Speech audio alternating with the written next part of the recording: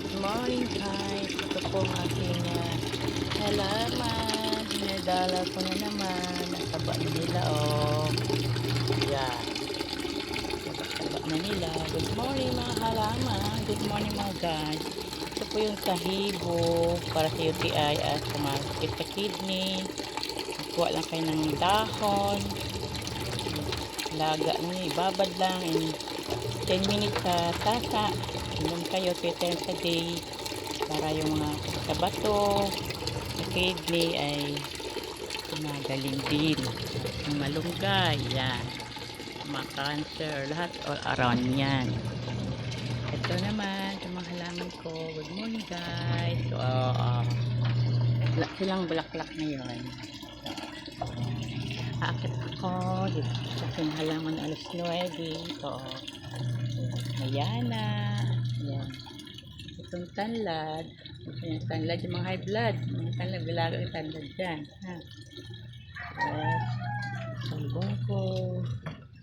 Ito naman ang aking akitid.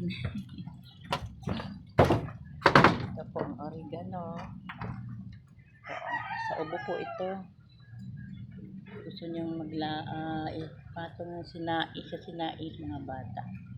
Yung katas, inumin nyo sa ubo. Ito naman yung sambong, yung mga UTI. Ito po, laga kayo nito.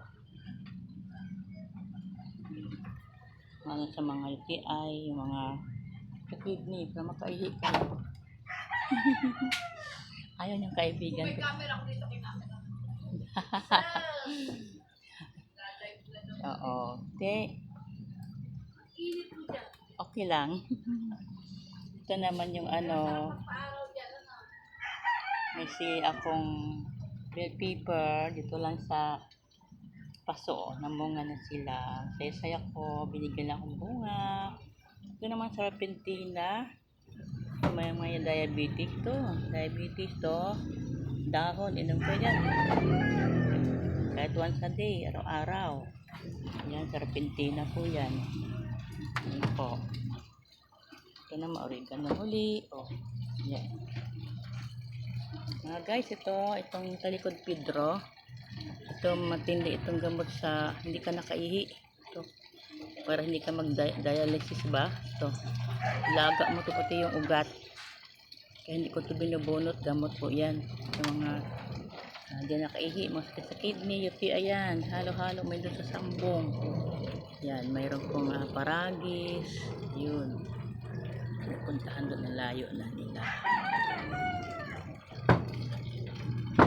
Po, panood. Kailangan magtanim-tanim din kayo ng mga gamot.